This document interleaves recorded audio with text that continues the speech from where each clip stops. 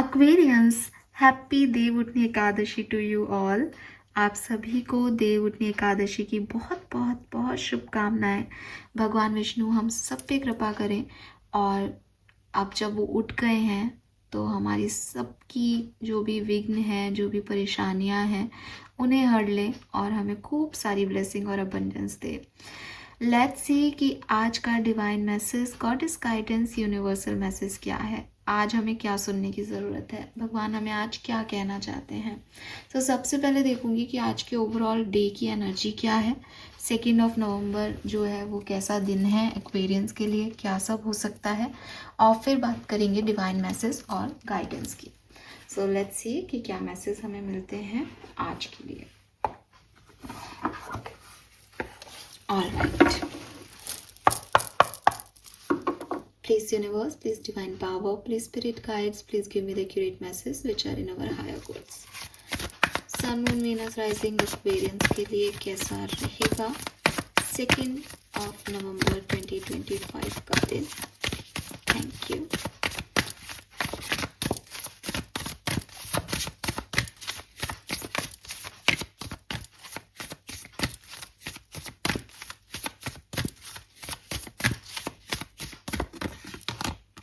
Wow, we have Venus, beloved, number 21. So साहब ये प्यार का दिन है। आज आपके दुश्मन भी आपको बहुत प्यार देने वाले हैं। वो लोग जो आपको पसंद नहीं करते वो भी आपको पसंद करने वाले हैं। मे बी कुछ प्रपोजल्स वगैरह आपकी तरफ आए, मे बी कुछ कोई ऐसे लोग आपकी तरफ आए जो पहले आपके साथ हुआ करते थे लेकिन सेपरेशन में थे आप। और प्यार सिर्फ अपोजिट जेंडर के बीच में प्यार हो वो ज़रूरी नहीं है। मुझे ऐसा लगता है जैसे इर्द गिर्द काफ़ी ऐसा एटमॉस्फेयर और सिचुएशंस रहेंगी जहाँ बहुत लविंग एनर्जी है, केयरिंग एनर्जी है, प्यार है, जेन्युइन प्यार है। ठीक है, मुझे ऐसा भी लगता है जैसे एक्वेरियस बहुत अच्छे से खुद को आज अपने अपीयरेंस पे, अपनी मैं कैसा दिख रहा हूँ, अपनी पर्सनालिटी पे फोकस करेंगे, क्योंकि वीनस जो है वो हर तरह की वेल्थ है बेसिकली। तो एक तरफ तो यस आपका दिल सुकून में है, दिल को प्यार नसीब हो रहा है, ये वाली भी वेल्थ है, और दूसरी तरफ मटेरियल वेल्थ भी है कि लग्जरियस लाइफ है, गाड़ियों में घूम रहे हो, ठीक है, अपना ख्याल रख रहे हो, अपने लिए जो पसंद है, अच्छे परफ्यूम्स, अच्छी ड्रेसेस, अच्छे से उठना बैठना, लग्जरी को जो है अट्रैक्ट करना, इस तरफ आपका फोकस जो है वो रहेगा। सो मुझे लगता है एक्वेरियस की आप काफ़ी एक्टिव रहने वाले हो आज के दिन और काफ़ी नर्चरिंग भी रहने वाले हो, और जो चीज़ें आपको अच्छी लगती है आप वो उनकी तरफ आगे बढ़ोगे। जो चीज़ें आपको अच्छी नहीं लगती आप उन चीज़ों को जो है वो बोल दोगे कि साहब मुझे ये चीज़ें पसंद नहीं है। तो कुछ ऐसा जो है वो यहाँ पे मुझे आप लोगों के लिए दिखाई देता है। लेट्स सी आपके लिए गाइडेंस क्या है 2 नवंबर 2025 का। तो देखो विष्णु के साथ लक्ष्मी भी आती हैं, तो वीनस एनर्जी जो है वो लक्ष्मी की एनर्जी है बेसिकली। आप अपने लिए कुछ बड़ा और अच्छा खरीद भी सकते हो आज के दिन।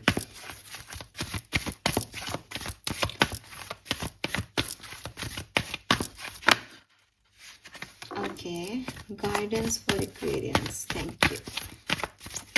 One card as guidance for Aquarians.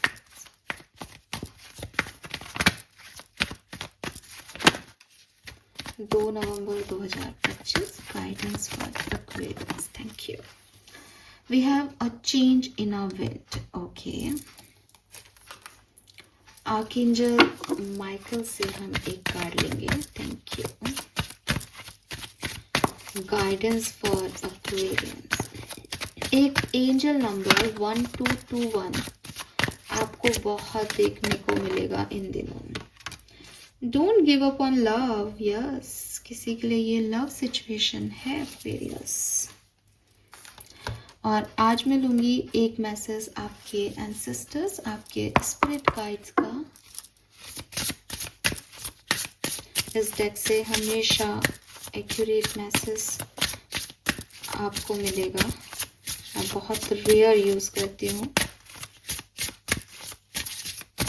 But आज मैं आपके लिए ये यूज़ कर रही हूँ। And we have emotion.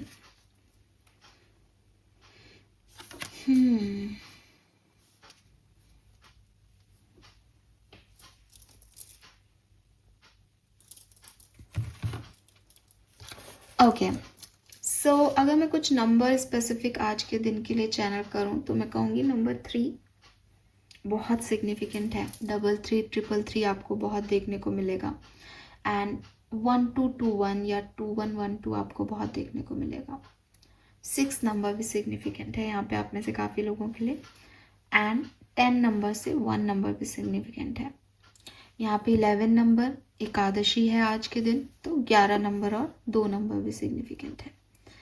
ठीक है, तो 3 6 9 11 2 10 1 नंबर सिग्निफिकेंट है।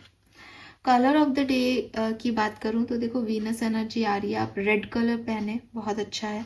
लेकिन अगर आपको मंगल महादशा है या मंगल आपको सूट नहीं करता तो फिर रेड अवॉइड करके आप डार्क पिंक इस तरह की शेड्स पे जा सकते हो। ठीक है, हर किसी को रेड नहीं पहनना चाहिए, मैं कई बार पहले भी बता चुकी हूँ। स्पेशली अगर आप मांगलिक हो या आप बहुत ओवर एक्टिव रहते हो, आपके अंदर बहुत ओवर एनर्जी है, तो आपको रेड नहीं पहनना चाहिए, बिकॉज आप फिर और ओवर डूइंग करने लग जाओगे चीज़ों की। मुझे डार्क पिंक भी अच्छा कलर लग रहा है यहाँ पे आज, तो डार्क पिंक भी पहन सकते हो। नाउ मैसेज क्या है एक्वेरियस, यूनिवर्स आपसे क्या कहना चाहते हैं? देखो आज के दिन की एनर्जी में तो वीनस आ रहा है, सो बहुत अच्छी नर्चरिंग प्यारी सी पॉजिटिव सी एनर्जी है। लेकिन ऐसा लग रहा है जैसे ना प्यार ना इंसान को कभी कभी कमज़ोर भी बनाता है। इमोशंस उसकी सेंसिटिविटी को लोग दूसरे तरीके से भी यूज़ करते हैं। तो सबसे पहले तो जो आपके एंसेस्टर्स हैं, आपके गार्जियन एंजल हैं, वो आपको यही कह रहे हैं कि थोड़ा समझो अपने इमोशंस को। इमोशंस छुपाने की चीज़ नहीं है। अगर आप ये सोचते हो कि अगर सामने वाले को मैंने ये बता दिया कि मैं कितना सेंसिटिव पर्सन हूँ या मैं इतना खुश नहीं रहता जितना ये लोग मुझे समझते हैं कि मैं बहुत चिल हूँ और बहुत हमेशा हंसता खेलता रहता हूँ, तो शायद ये लोग मुझे छोड़ देंगे। लेकिन अगर वो व्यक्ति आपका असली चेहरा ही नहीं देख पा रहा, अगर वो व्यक्ति आपके इमोशंस को ही नहीं जान पा रहा, उस केस में आप उस व्यक्ति से क्या एक्सपेक्टेशंस कर रहे हो? जब आप उसको ये बता ही नहीं पा रहे कि आप एक्चुअली में कौन हो, तो हाउ डू यू नो कि वो आपको पसंद करता है या नहीं? क्योंकि आप उसको जितना बता रहे हो वो उस पर्सनालिटी को पसंद कर रहा है। तो इमोशंस कभी भी ना अपने लिए ना दूसरों के लिए कभी भी छुपाने की विषय नहीं है। इसको हमेशा आपको सामने रखना चाहिए। आप जैसे भी हो, आप जो भी महसूस करते हो, लोग आपको कहेंगे कि अरे ये रोता रहता है, ये रोती रहती है, अरे ये लड़का होके रोता है, अरे ये कैसी लड़की है हमेशा दुखी मनाती रहती है, दुखी रहती है क्या? इट्स ओके, लेकिन that is the reality of yours. अगर आप एक ऐसे पर्सन हो जो सोचते हो कि नहीं मुझे दुनिया को नहीं बताना कि मैं रोती हूँ या हंसती हूँ, ठीक है, तो बहुत अच्छी बात है, आप अपनी जगह बिल्कुल सही हो। लेकिन अगर आप एक ऐसी पर्सनालिटी हो जो दुनिया को बहुत हंसते खेलते वाली फ़ोटो डालोगे और आपके माइंड में भी कहीं ना कहीं ये आता है कि मैं ये फ़ोटो डालती हूँ ताकि सबको लगे कि मैं बहुत खुश हूँ, तो इसका मतलब आप झूठ बोल रहे हो। इसका मतलब आपके जहन में कहीं ना कहीं ये डर है कि इनको पता नहीं चल जाए कि मैं अंदर अंदर से क्या महसूस करती हूँ या मैं कैसी पर्सनालिटी हूँ। ये मत करो, ये मत करो। अगर आप अपनी खुशियाँ भी नहीं लोगों को बताते हो, आप दुख भी मत बताओ, दैट इज़ वेरी ओके कि हम दुनिया को बताने के लिए थोड़ी दुखी या खुश हैं, बिल्कुल आप सही हो। लेकिन अगर आप अंदर से दुखी हो और ऊपर से खिलखिलाने वाली फ़ोटोएं लगा रहे हो कि मैं तो, मान लो कोई पर्सन ही है, क्योंकि यहाँ पे वीनस एनर्जी है कि उसने कहा कि आपको मेरी याद आ रही है ना, या आप मेरे बिना नहीं रह पा रहे ना, या लाइक नहीं मैं तो बहुत चिल हूँ, मैं तो बहुत खुश हूँ, या मुझे सामने वाले को यही दिखाना है कि तेरे बिना मैं तो बहुत खुश हूँ। क्यों दिखाना है? क्यों अपने इमोशंस को आप उससे हाइड करना चाहते हो? अगर आप उसको ये कहो कि मैं तेरे बिना बहुत दुखी हूँ, तो उसको ये पता चले तो इट्स ओके, ये सच है, ये फैक्ट है। अब उसके बारे में वो कैसी राय रखता है या रखती है, ये उसका पर्सनालिटी है, वो उसकी प्रॉब्लम है, आपकी नहीं। तो आपको अपने इमोशंस को वैल्यू देना सीखना पड़ेगा। अगर कोई आपके इमोशंस को लेके बुराई भी करता है, आपको जज भी करता है, तो इट्स ओके। आप अपने फ्लो ऑफ इमोशंस को पहचानो। अगर आप कोई काम कर रहे हो और आपको वो काम करने की इच्छा नहीं हो रही, आपका मन नहीं कर रहा, आपका दिल आपको बार बार कह रहा है कि यार मुझे नहीं करना, मत करना, क्यों करना है, रुक जाना, और आप उसको वैल्यू ही नहीं कर रहे, रो रो के भी कोई बात नहीं, करना पड़ेगा करना पड़ेगा करना पड़ेगा। Don't do this. मैं नहीं कह रही, आपके एंजल्स आपसे कह रहे हैं, डोंट डू दिस। जो तुम्हारे इमोशंस को वैल्यू करता है वो काम करो। जिस काम को करने में तुम खुश होते हो, जिस काम को करके तुम्हें हीलिंग मिलती है, जिस काम को करके तुमको ऐसा लगता है कि हाँ यार आज का दिन अच्छा बीता, मैंने ये काम किया, मैंने अपनी ये हॉबी पूरी की, या मेरे को ये करना था मैंने ये कर लिया, मुझे सोना था आज मैं 2 घंटे ज़्यादा सो के उठ गया, आज संडे है। तो ये जो काम है, ये चाहे आपको प्रोडक्टिविटी दे या नहीं दे, लेकिन ये आपकी इमोशनल हीलिंग के लिए बहुत ज़रूरी है। वहीं आज मैं सुबह जल्दी उठ गया, अब मेरा पूरा दिन खराब जा रहा है। आज मुझे ये काम नहीं करना था, लेकिन क्योंकि घर वाले चाहते थे तो मैंने ये किया। इसमें मेरे इमोशंस कहीं साइड में पड़े हुए दुख मना रहे हैं, लेकिन मैं ये करता जा रहा हूँ। ऐसा ज़िंदगी नहीं जीना है आपको। ऐसे आपके एंसेस्टर्स चाहते हैं कि तुम अपने इमोशंस की वैल्यू करो। दुनिया उनको कैसे देख रही है, तुमको कैसा आंक रही है, वो सेकेंडरी चीज़ होना चाहिए तुम्हारे लिए। इम्पॉर्टेंट ये है तुम क्या सोच रहे हो। तो जिस चीज़ पे तुमको खुशी मिलती है, ज़रूरी नहीं है कि तुम किसी चीज़ में इमोशनल हो रहे हो, रो रहे हो, तो तुम उस चीज़ से दुखी हो। कभी कभी हम जिनसे प्यार करते हैं उनके लिए हम रोते हैं, हमें अच्छा लगता है, तो वो भी कोई प्रॉब्लम नहीं है। बट इसको समझो कि किस व्यक्ति के लिए क्या इमोशंस हैं आपके, क्यों है ये इमोशंस, और इन इमोशंस से भागो मत। ठीक है, जो है वो है। नाउ जो एक और मैसेज मुझे मिलता है इसी रिगार्ड में, that is don't give up on love. अब यहाँ पे ये टोटली इमोशंस और लव ये एक ही कहानी कह रहे हैं कि जो भी तुम्हारा रिलेशनशिप किसी के साथ रहा है वो बेसिकली हील हो सकता है। ठीक है, माफ करना सीखो एक्वेरियस, माफ करना सीखो। बिकॉज ना बड़ी अजीब सी कहानी है ह्यूमन बींग्स की। एक व्यक्ति ने आपके साथ चीट किया, आपको बुरा लगा, आप हर्ट हो उस व्यक्ति से, बट आपके मन में जो उस व्यक्ति के लिए प्यार है वो कहाँ जाएगा एक्वेरियस? कैसे एकदम से खत्म हो जाएगा जिसको आपने इतने सालों से चाहा है? तो आपको उसके लिए फीलिंग रखना या फीलिंग आना, दिस इज नॉर्मल, एंड ये आपके नॉर्मल इमोशंस हैं, इसमें आप झूठ नहीं बोल रहे हो। तो आप इनको वैल्यू करो कि भाई वो गलत निकला, मैं उसके लिए रेडी नहीं था कि वो ऐसा कर देगा, तो मेरे मन में उस व्यक्ति के लिए प्यार है, लेकिन समय के साथ ख़त्म हो जाएगा। लेकिन इसका ये मतलब नहीं है कि मैं जो है वो उसको अब कभी माफ़ नहीं करूँगी या झूठा दिखावा करूँगा या झूठा दिखावा करूँगी। आपको इस चीज़ को समझना होगा कि एक व्यक्ति ने गलती की तो हम उसे माफ़ कर सकते हैं। ज़िंदगी माफ़ करने से ही चल रही है। हर व्यक्ति दूसरे को माफ़ करके आगे बढ़ रहा है, क्योंकि हर व्यक्ति दूसरे की कहानी में कहीं ना कहीं विलेन ही बन रहा है। तो यही चीज़ है। मैं ये नहीं कह रही आप लोगों से कि आप किसी टॉक्सिक पर्सन को माफ़ करके और उसके साथ आगे बढ़ो, लेकिन यूनिवर्स का गाइडेंस कुछ इसी तरीके का आ रहा है कि फॉरगिवनेस देना सीखो। लेके मत बैठे रहो कि किसी ने ऐसा किया, उसकी परिस्थितियाँ क्या थी, उसके क्या दिमाग रहा उस समय, उसको और आपका क्या प्रारब्ध लिखा था, उस बेसिस पे उसने जो किया वो कर दिया। आप उसको लेके बैठे रहोगे तो आप सिर्फ परेशान होगे। आप उस चीज़ को आप छोड़ दो, फॉरगिवनेस दो लोगों को, सिचुएशंस को, और आगे बढ़ो।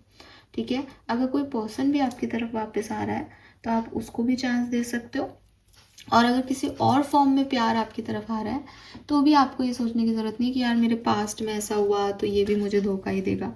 नहीं, आगे बढ़ते रहो। अगर आपको एक नहीं 10 बार भी धोखे मिले तो भी 11वीं बार आप तैयार रहो, क्योंकि यही ज़िंदगी है। ठीक है, सो यस। नाउ एक और जो सिग्निफिकेंट मैसेज मुझे आपके लिए यहाँ पे यूनिवर्स की तरफ से मिलता है वो ये है कि कुछ चीज़ों पे आपका कोई कंट्रोल नहीं है एक्वेरियस। ठीक है, सो आप उनके लिए लड़ना, उन सिचुएशन से फाइट करना छोड़ दो। चेंज जो है वो एक प्रोसेस है जो आपकी, मेरी या किसी भी इंसान की लाइफ में अपने आप आता है। ठीक है, जब भी हम कोई चीज़ एक्सट्रीम करते हैं या खुशी एक्सट्रीमली हैप्पी हैं, एक्सट्रीमली सैड है, तो परिवर्तन आते ही हैं। अगर आपको लगता है कि मैम नहीं मेरी लाइफ में तो ज़्यादा ही तूफान आते हैं, लोगों के तो ऐसे नहीं आते, तो मैं अच्छे और बुरे की बात नहीं कर रही, मैं यहाँ सिर्फ चेंज की बात कर रही हूँ कि अगर कोई दो लोग आपस में प्यार करते हैं, मान लो एक बहुत अच्छी स्टोरी है, दो लोग आपस में प्यार कर रहे हैं, तो जब वो शादी करेंगे तो उनकी लाइफ में परिवर्तन आएंगे, क्योंकि अब नए लोग आ गए उनकी लाइफ में। मान लो वो नए लोगों को छोड़ के कहीं और दूसरी दुनिया में चले जाते हैं, दूसरे शहर में रहने लग जाते हैं कि हम तो दोनों ही रहेंगे, तो उनके नेबर्स आएंगे, दोस्त आएंगे, परिस्थितियाँ बदलेंगी, बच्चे होंगे तो फिर कुछ चेंज होगा, बच्चे बड़े होंगे तो फिर फाइनेंशियल चेंजेस आएंगे। हर व्यक्ति की ज़िंदगी में चेंज आना एक प्रोसेस का हिस्सा है। सेम कहानी में नहीं रह सकता कोई भी। कोई कुछ भी नहीं करे ना तब भी उसकी कहानी बदलती जाएगी, लोग बदलते जाएंगे, सिचुएशंस बदलती जाएंगी। तो कुछ चीज़ों पे तो हमारा कंट्रोल होता है कि जैसे कि मैंने कहा कि भाई मुझे अच्छा नहीं लग रहा तो हम दूसरे घर में रहने चले गए, तो यहाँ तक तो आपका कंट्रोल है। लेकिन आपकी किस्मत में अगर कोई चीज़ लिखी है, आप उस पर कंट्रोल नहीं कर सकते। तो चेंज जो है वो यूनिवर्सल ट्रुथ है, आप उसे एक्सेप्टेंस दें। वो आपको लग रहा है कि आपके अच्छे के लिए है, आपको लग रहा है आपके बुरे के लिए है, इससे मैटर नहीं करता। लेकिन जो चेंज है वो आपकी लाइफ में आपको लेसन देने, आपको बदलने, आपकी सिचुएशन को चेंज करने, और आपकी मतलब कहते हैं ना कि आपके प्लान से अलग गॉड के प्लान के हिसाब से आता है, और वो आपके हाईएस्ट गुड के लिए होता है। ठीक है, तो इस चीज़ को एक्सेप्टेंस दो। आप हमेशा जब भी आपकी ज़िंदगी में चेंज आएगा तो एक रिन्यू एनर्जी फील करोगे, आपको लगेगा कि फिर से शुरू किया मैंने, मेरे में स्ट्रेंथ आ गई, मुझे क्लैरिटी मिल गई। ठीक है, तो यूनिवर्स जब भी आपकी ज़िंदगी में कोई तूफान लाए या कोई परिवर्तन लाए, इसका मतलब वो आपसे कुछ न्यूनेस चाहते हैं। तो उस न्यूनेस को देने के लिए यूनिवर्स को, उस न्यूनेस को जीने के लिए रेडी होना चाहिए, बजाय इसके कि नहीं मुझे तो पहले वाली लाइफ ही चाहिए, ऐसा ही होना चाहिए था, पहले ही सही था। डेफिनेटली पहले सही था, आपको सही लग रहा था, पर आगे भी सही हो सकता है और बेहतर हो सकता है। इट्स अप टू यू कि आप उस सिचुएशन को कैसे देख रहे हो। तो मुझे ऐसा लगता है कि शायद आप रेजिस्ट कर रहे हो किसी चेंज को, शायद आप अपने आप को उतना फॉर्चुनेट, उतना लकी नहीं मान रहे जब यूनिवर्स आपको नई चीज़ें प्रोवाइड करा रहा है। बट आपको मानना चाहिए। आप पुरानी चीज़ों में, पहले प्यार में धोखा मिला तो आगे भी यही होगा, मेरे साथ तो हमेशा ऐसा होता है, मुझे ये चीज़ अच्छी नहीं लग रही, बट किसको क्या फ़र्क पड़ता है, मैं क्यों रोऊं, मैं रो नहीं सकता, मुझे स्ट्रांग होना होगा। नहीं, आप रो सकते हो, आपको किसी की याद आए तो, लेकिन आप उसको माफ़ भी कर सकते हो, आप नई चीज़ों के लिए आगे भी बढ़ सकते हो। ये सब एक टाइम पे हो सकता है। आपको उसके लिए अपने आप को ऐसा नहीं है कि मैम कभी तो आप कह रहे हो कि हम पास में क्यों देखें, पास्ट है आपका, आपको अगर वो सेंसिटिव लगता है और आपको उसमें रोना आता है तो आप रो, अपने इमोशंस को वैल्यू करो, लेकिन आप उसके लिए बैठे नहीं रह सकते। आप प्यार पे गिव अप मत करो, आप अपने आप को एक और चांस दो, धीरे धीरे आप इस सिचुएशन से निकल जाओगे। राइट, सो यस एक्वेरियस, ये मुझे यहाँ पे आपके लिए मैसेज मिल रहे हैं, होप ये आपसे रेजोनेट होंगे। चैनल को लाइक और सब्सक्राइब कीजिएगा। Bye bye.